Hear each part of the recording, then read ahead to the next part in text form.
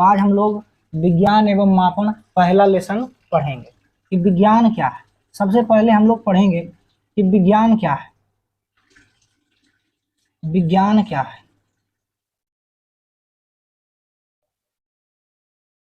देखिए, विज्ञान का मतलब होता है कोई भी काम जो है हम सावधानी से अगर करेंगे, कोई भी काम को अगर हम सावधानी से करेंगे और क्रमबद्ध तरीके से करेंगे और उसका प्रयोग करके कुछ नया चीज के पास पहुंच जाएंगे, तब हम उसको विज्ञान कहते हैं।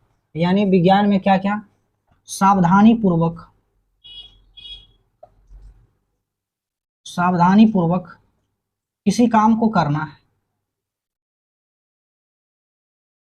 किसी काम को करना है और क्रमबद्ध तरीका जो होना चाहिए क्रमबद्ध होना चाहिए, यानी सूचीबद्ध होना चाहिए। क्रमबद्ध तरीके से किया गया प्रयोग,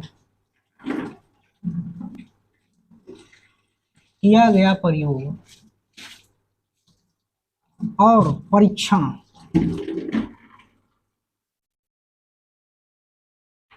द्वारा जो ज्ञान प्राप्त होता है, जो ज्ञान प्राप्त होता है उसी को हम लोग विज्ञान कहते हैं। विज्ञान करने का अर्थ क्या है कि किसी भी काम को आप सावधानी पूर्वक किए और तरीका कैसा होना चाहिए? क्रमबद्ध, और जो किया गया काम है यानी किया गया प्रयोग और परीक्षण से जो ज्ञान अर्जित होता है उसी को हम लोग विज्ञान कहते हैं। तो विज्ञान की परिभाषा सिंपल में हम लोग जानेंगे कि सावधानी पूर्वक और क्रमबद्ध तरीके से किया गया प्रयोग और परीक्षणों द्वारा प्राप्त ज्ञान को क्या कहते हैं? विज्ञान। सावधानी पूर्वक और क्रमबद्ध तरीके से किया गया प्रयोग और परीक्षणों द्वारा प्राप्त ज्ञान को विज्ञान कहेंगे। देखिए, एक बार हम बोलेंगे मेरे साथ, आप लोग को भी बोलना है, तभी आप लोग को याद होगा। विज्ञान क्या है? सावधानी पूर्वक और क्रमबद्ध तरीके से किया गया प्रयोग और परीक्षणों द्वारा जो ज्ञान प्राप्त होता है उसी को हम लोग विज्ञान कहते हैं। उसी को क्या कहते हैं? विज्ञान। अब देखिए, विज्ञान की दो शाखाएं हैं। विज्ञान की कितनी शाखा? दो शाखाएं हैं। विज्ञान की दो शाखाएं हैं। पहला क्या है? पहला है भौतिक विज्ञान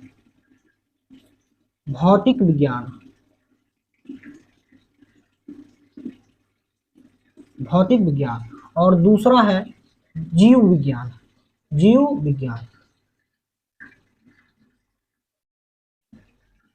पहला है भौतिक विज्ञान और दूसरा है जीव विज्ञान। ये विज्ञान की दो प्रकार हैं, समझिए। तो विज्ञान की दो शाखाएं, भौतिक विज्ञान और जीव विज्ञान। भौतिक विज्ञान क्या है? भौतिक विज्ञान में जो है हम लोग निर्जीव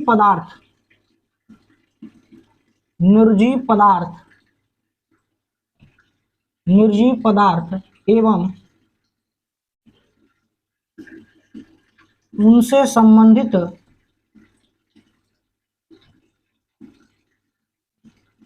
घटनाओं को पढ़ते हैं, घटनाओं का अध्ययन करते हैं।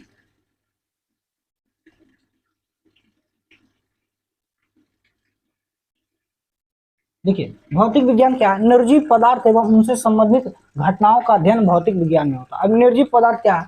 जो सांस नहीं ले सकता है, जिसमें वृद्धि और विकास नहीं होता है, जो एक स्थान से दूसरे स्थान नहीं जा सकता है, जैसे टेबल, कुर्सी, ये सब क्या है? निर्जीव पदार्थ है। तो भौतिक विज्ञान में हम लोग निर्जीव पदार्थ एवं उनसे संबंधित घटनाओं का क्या करते हैं? अध्ययन। जबकि जीव विज्ञान में सजीव से संबंधित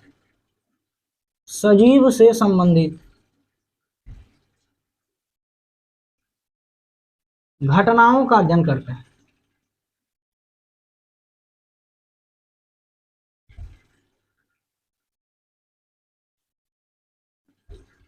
देखिए, जीव विज्ञान में किसका? सजीव से संबंधित घटनाओं का क्या करते हैं? अध्ययन। भौतिक विज्ञान में निर्जीव पदार्थ एवं उनसे संबंधित घटनाओं का अध्ययन, जबकि जीव विज्ञान में सजीव से संबंधित घटनाओं का क्या करते हैं? अध्ययन हम लोग करते हैं। यानी जीव विज्ञान में सजीव के बारे में पढ़ेंगे और भौतिक विज्ञान में निर्जीव पदार्थों के बारे में पढ़ेंगे। अब भौतिक विज्ञान की भी दो शाखाएं हैं।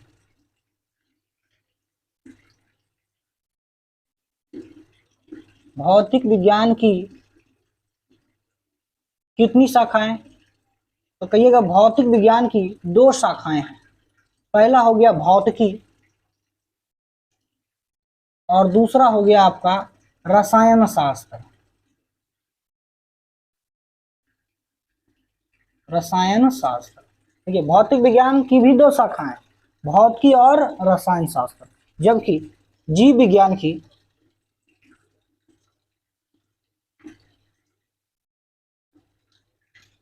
भी दो शाखाएं हैं। जीव विज्ञान की भी कितनी शाखाएं? दो शाखाएं। एक है वनस्पति विज्ञान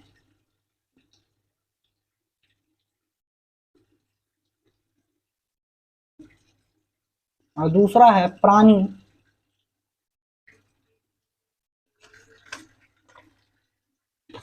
प्राणी विज्ञान।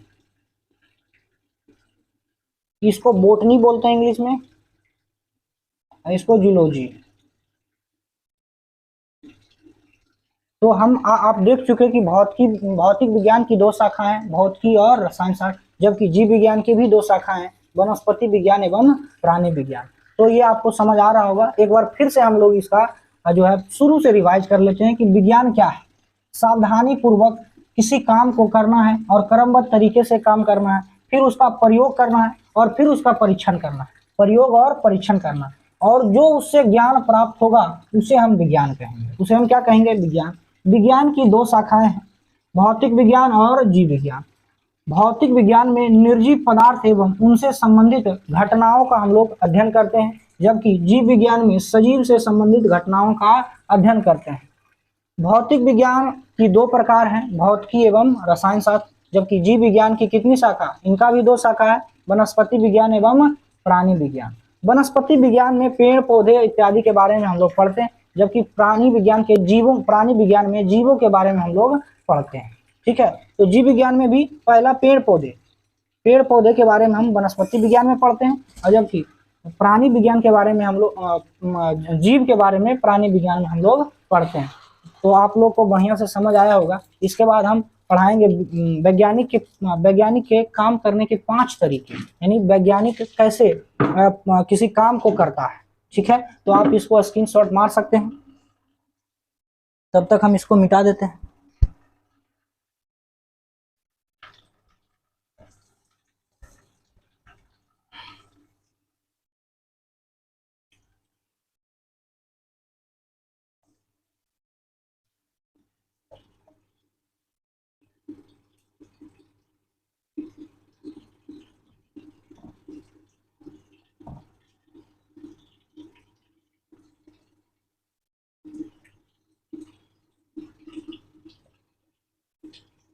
पांच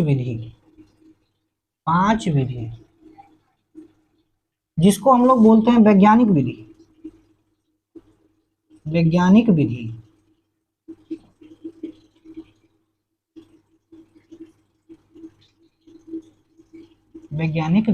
वैज्ञानिक के काम करने की 5 विधियां हम लोग पढ़ेंगे एक एक करके।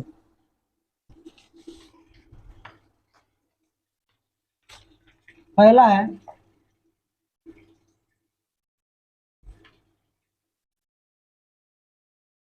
घटनाओं का परीक्षण।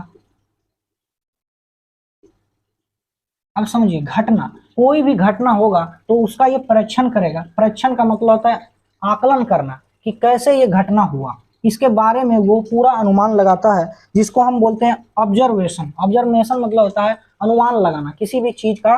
कोई भी अगर घटना घटेगा तो वैज्ञानिक सबसे पहले क्या करेगा? उसका परीक्षण करता है, घटनाओं का परीक्षण। अब दूसरा समझिए, दूसरा क्या है? संभावित कारणों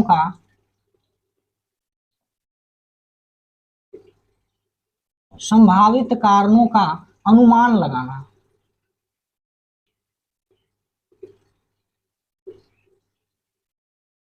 संभावित कारणों का अनुमान, सबसे पहले घटनाओं का परीक्षण करेगा और जो भी संभावित कारण होगा उसका वो अनुमान लगाएगा कि क्या हुआ होगा।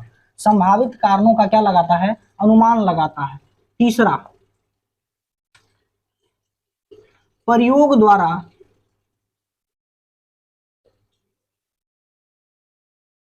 उन परीक्षणों की जांच। जांच करना, यानी जो प्रयोग जो ये सब हुआ है, घटना हुआ है, अनुमान लगाया, अब उसका प्रयोग करेगा। ये प्रयोग करके उसका जांच करेगा कि क्या हुआ होगा असल में। ये सब अभी अनुमान लगाया था, पहले तो घटना को देखा, फिर अनुमान लगाया, और तीसरा काम क्या करेगा कि उस पर अब प्रयोग करेगा। प्रयोग द्वारा उन परीक्षणों की जांच करना, इसका काम है प्रयोग द्वारा परीक्षणों की जांच। और चौथा जो है, जांच के आधार पर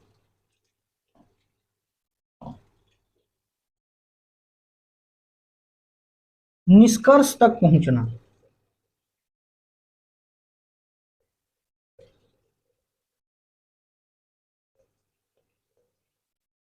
अब जांच के आधार पर ये कहां पहुंचेगा, निष्कर्ष पर। जांच के आधार पर कहां पहुंचेगा, निष्कर्ष पर पहुंचेगा कि कहां क्या करना है हमको। अब ये अनुमान तो सब लगा लिया, अब निष्कर्ष पर पहुंचेगा कि अब हमको क्या करना है। ये तो पहले देख लिया, पहला परीक्षण किया, अनुमान लगाया, जांच किया। अब चौथा में ये निष्कर्ष निकालेगा कि हमको ये करना है।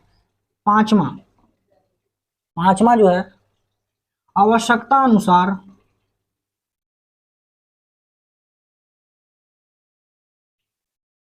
आवश्यकता अनुसार विचार और सोच में परिवर्तन। विचार एवं सोच में परिवर्तन।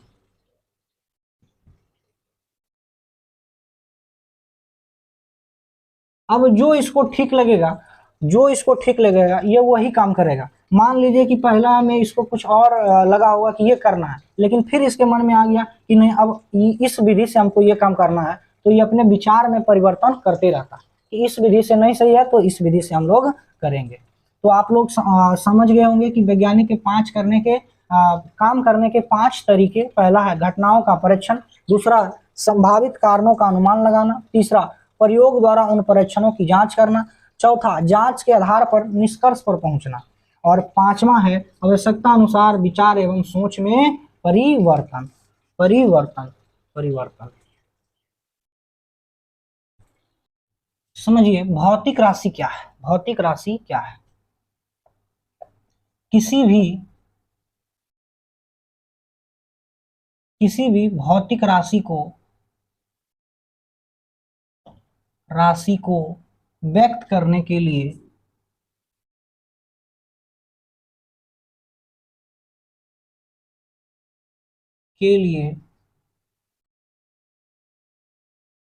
मात्रक एवं परिणाम की आवश्यकता होती है। की आवश्यकता होती है।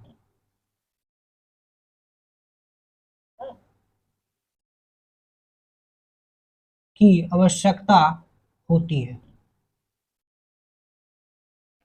किसी भी भौतिक राशि को अगर हम व्यक्त करेंगे तो उसमें पहला चाहिए मात्रक और दूसरा चाहिए परिमाण। परिमाण जैसे 40 kg है या 1 kg है, मान लीजिए 1 kg, तो kg जो है ये मात्रक है। ये क्या है, मात्रक है किसी ना किसी चीज का। और एक जो है ये परिमाण है। एक है परिमाण, ठीक है। यानी किसी भी भौतिक राशि को व्यक्त करने के लिए आपको 2 चीज की आवश्यकता होती है, पहला मात्रक और दूसरा परिमाण। तो एक एक जो है ये परिमाण है, जबकि केजी जो है ये किसी न किसी चीज का मात्रक है। जैसे अगर आपको कह देगा कि 1 kg में किसी वस्तु की वस्तु के 1 kg का ऊर्जा ज्ञात करें। 1 kg का ऊर्जा निकालने का है कि 1 kg में कितना ऊर्जा है, ज्ञात करनी है। किसी वस्तु में 1 kg में डायरेक्ट 1 kg में कितना ऊर्जा है, 1 kg में कितना ऊर्जा है। तब अब 1 kg में कितना ऊर्जा है कैसे निकालेंगे, तो इसके लिए एक फॉर्मूला है, E बराबर mc²। E बराबर mc²। m से हो गया आपका द्रव्यमान, और c से होता है निर्वात में प्रकाश की चाल। की चाल। प्रकाश की चाल निर्वात में होता है 3 × 10⁸ मीटर। 3 × 10⁸ होता है प्रकाश की चाल।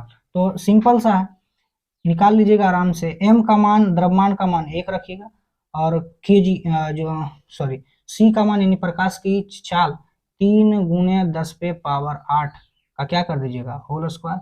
जो आएगा इसका आंसर आ जाएगा। यानी किसी भी वस्तु का ऊर्जा कैसे निकालते हैं, E = mc² से। E = mc² से। अब हम लोग समझेंगे कि मात्रक क्या है। मात्रक क्या है? मात्रक क्या है?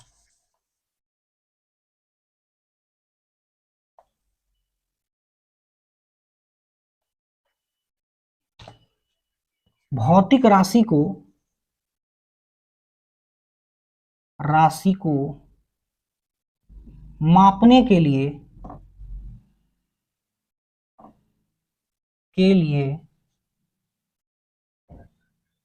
मात्रक की आवश्यकता होती है।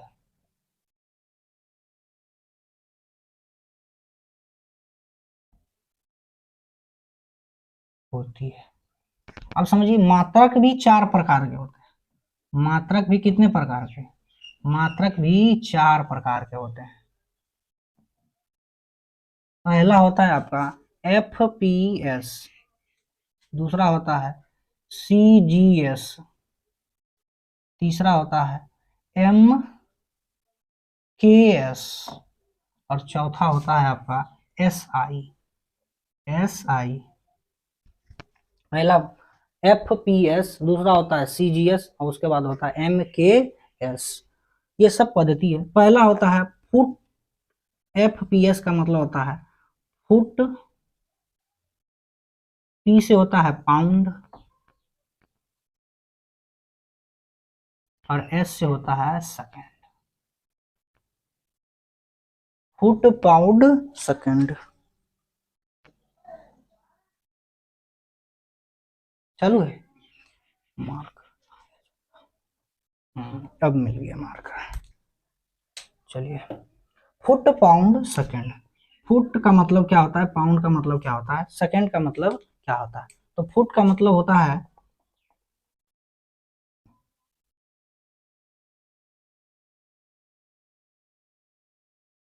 पाउंड का मतलब द्रव्य,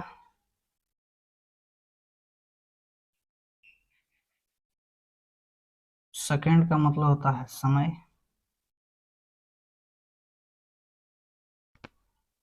फुट का मतलब लंबाई, सॉरी, फुट का मतलब होता है लंबाई। यानी FPS यानी फुट, पाउंड, सेकंड, इस तीनों का मतलब होता है। फुट का मतलब होता है लंबाई, पाउंड का मतलब होता है द्रव्यमान, और सेकंड का मतलब होता है समय। इसको ब्रिटिश पद्धति कहते हैं। इस पद्धति का नाम है ब्रिटिश पद्धति।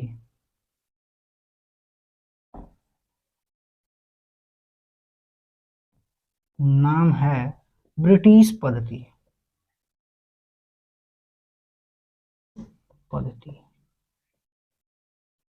दूसरा जो आपका है CGS। इसका मतलब होता है सेंटीमीटर,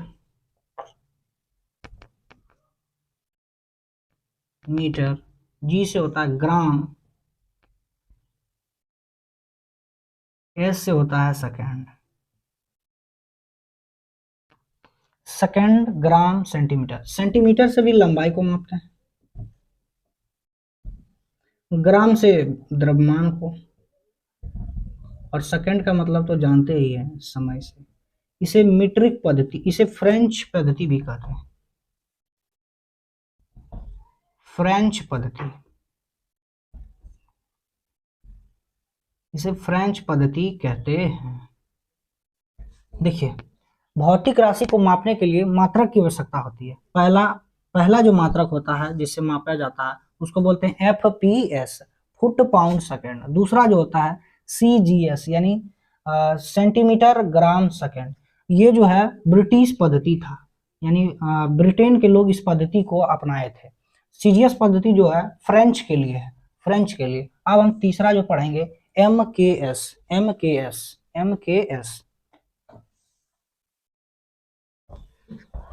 एम के एस मतलब होता है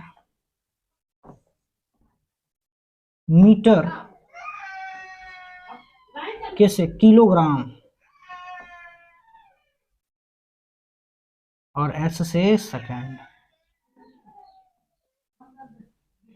मीटर किलोग्राम सेकंड। इसका मतलब भी वही, मीटर से भी लंबाई को मापते हैं, किलोग्राम से द्रव्यमान को, और सेकंड से समय को। इसे मीट्रिक पद्धति कहते हैं।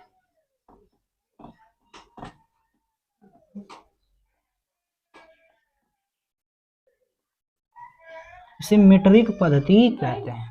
एमकेएस यानी metre kilogram second, metre kilogram second, ठीक है। इसे कौन सा पद्धति कहते हैं?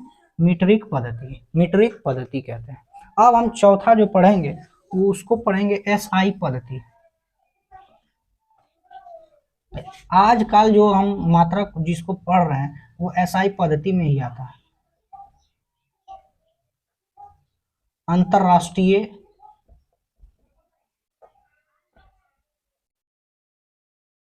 पद्धति, ये जो है ये अंतरराष्ट्रीय पद्धति है। अब इसी का प्रयोग ज्यादा होता है एसआई पद्धति का, तब हम समझेंगे। इसको दो भाग में बांटा गया है, सॉरी,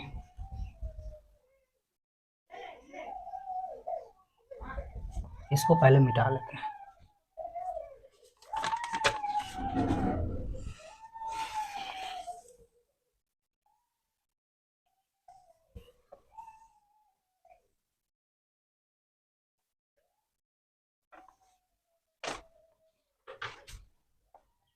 एसआई मात्रक को दो भाग में बांटा गया है। पहला जिसे बोलते हैं आधारी राशि, राशि या मूल मात्रक, जिसको बोलते हैं व्युत्पन्न राशि।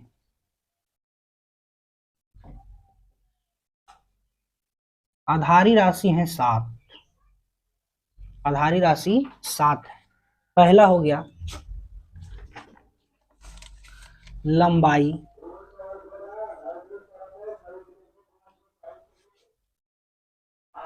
दूसरा हो गया आपका द्रव्यमान, तीसरा है समय, चौथा है विद्युत धारा,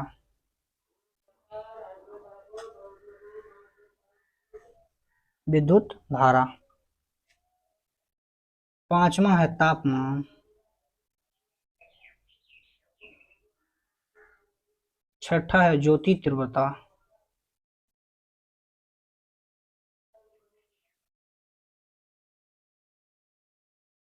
और सातवां है आपका पदार्थ की मात्रा।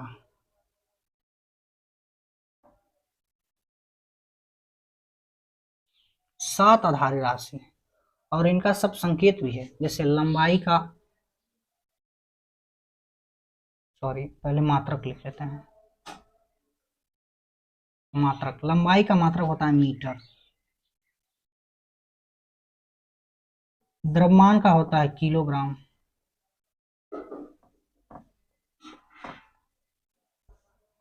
समय का होता है, समय का हो जाता है सेकंड, विद्युत धारा का एम्पियर,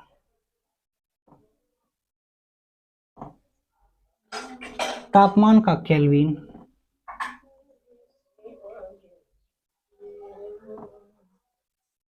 ज्योति तीव्रता का होता है पदार्थ की मात्रा, सॉरी कैंडला, कैंडला। अब पदार्थ की मात्रा का होता है मोल।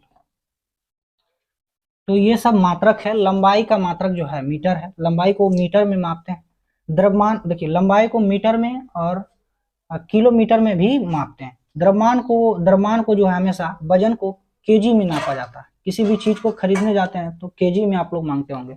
समय का जो मात्रक है सेकंड है, समय का मात्रक सेकंड। तो तीन को तो आराम से याद हो गया होगा, लंबाई का मीटर, द्रव्यमान का किलोग्राम और समय का सेकंड, समय का सेकंड। तो 3 बार बोल लीजिए, लंबाई का मीटर, द्रव्यमान का किलोग्राम और समय का सेकंड, समय का सेकंड। अब 4 वो आराम से याद करना। विद्युत धारा का होता है एम्पियर, विद्युत धारा का एम्पियर।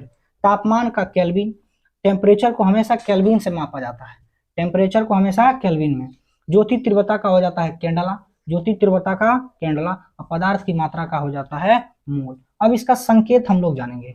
संकेत, संकेत क्या है, मतलब किससे इसको दर्शाते हैं। तो मीटर को एम से, किलोग्राम को केजी से, सेकेंड को एस से, एम्पियर को ए से, केल्विन को के से, कैंडला को।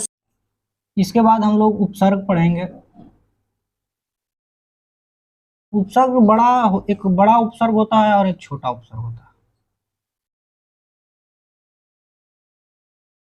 और छोटा उपसर्ग,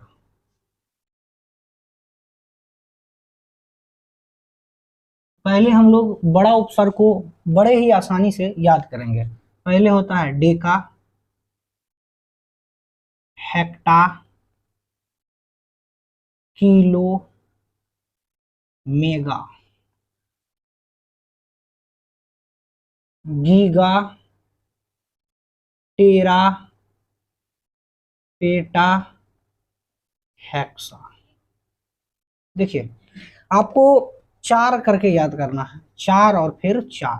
तो सबसे पहले आपको करना है डेका, हेक्टा, किलो, मेगा। 5 बार आप इसी तरह से मेरे साथ बोलेगा, आपको भी याद हो जाएगा। Deca, hecto, kilo, mega, deca, hecto, kilo, mega, deca, hecto, kilo, mega.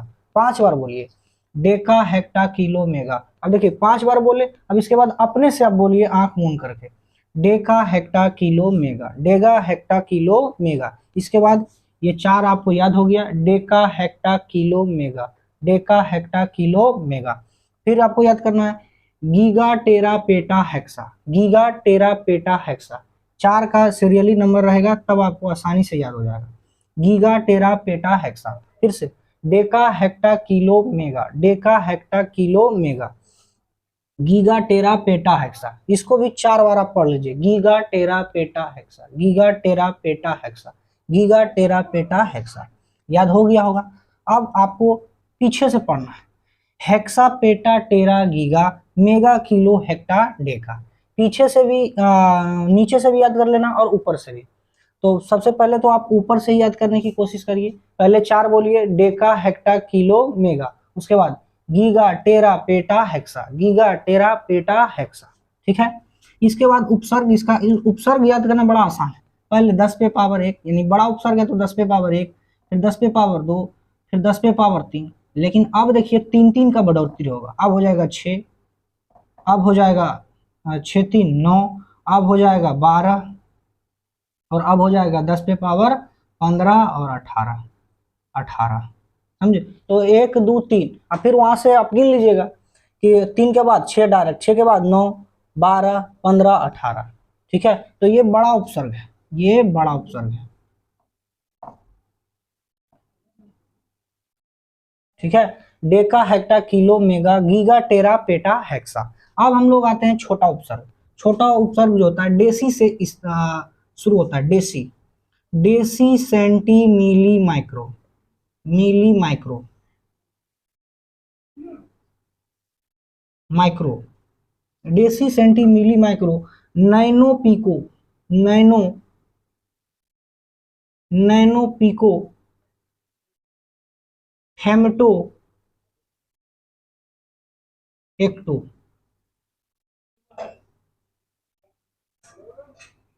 Hecto, deci, centi, milli, micro. इसमें भी 4 करके आपको याद करना है। Deci, centi, milli, micro, deci, centi, milli, पहले 4 ही को, deci, centi, milli, micro, deci, centi, milli, micro, deci, centi, milli, micro. फिर nano, pico, femto, atto, nano, pico, femto, एटो।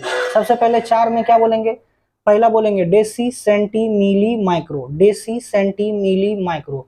4 याद हुआ। फिर से deci, centi, milli, micro, deci, centi, milli, micro, nano, pico, femto, atto, nano, pico, femto, एटो। अब इसमें भी है, जैसे इसमें तो 10 की घात में बढ़ोतरी हो रही थी, इसमें 10 की घात में कमी होगी। डेसी का होगा 10 पे पावर -1, सेंटी का होगा 10 पे पावर -2, मिली का होगा 10 पे पावर -3। अब यहाँ से देखिए इसका भी चेंज हो जाएगा, 10 पे पावर 6, 10 पे पावर 9, 10 पे पावर 12, 10 पे पावर 15 और 10 पे पावर 18 हो जाएगा। 18 यानी deci centi milli micro nano pico femto atto. पूछेगा कैसे, कह देगा नैनो का मान कितना है, तो कहिए 10 पे पावर 9। आप पहले इसको याद कर लीजिए, तो ये आसान है, ये आसान है, इसको याद करने की आवश्यकता नहीं, लिखने की आवश्यकता है। तो बताइए फिर से 4 go, deci centi milli micro, deci centi milli micro. अब फिर 4 बोलिए तो nano pico femto atto, nano pico femto atto. फिर से इधर वाला देख लेते हैं, थोड़ा बड़ा उपसर्ग, Deka hecto kilo mega, deca hecto kilo mega, giga tera peta hexa, giga tera peta hexa. देसी सेंटी वाला कर लेते हैं। अब हम मिटा देते हैं, एक बार मिटा देते हैं और आपको आराम से बोलना है। एक बार पहले तो आप देख लीजिए, फिर हम आपसे पूछेंगे। मिटा दें, चलिए बड़ा उपसर्ग हम बोल लेते हैं, डेका, आप लोग भी बोलिएगा, डेका हेक्टा किलो मेगा, उसके बाद giga tera peta hexa, giga tera peta hexa. और सबका तो इधर वाला उपसर्ग तो आपको याद ही होगा, deci centi milli micro, deci centi milli micro. और इसके बाद क्या बोलना है, नैनो पिको फेम्टो एटो। तो उम्मीद करते हैं कि आपको ये बात समझ आ गया होगा। अब हम फिजिक्स का दूसरा लेसन, दूसरा लेसन का फिर शॉर्ट वीडियो एक बनाएंगे। ठीक है, जय हिंद फ्रेंड्स।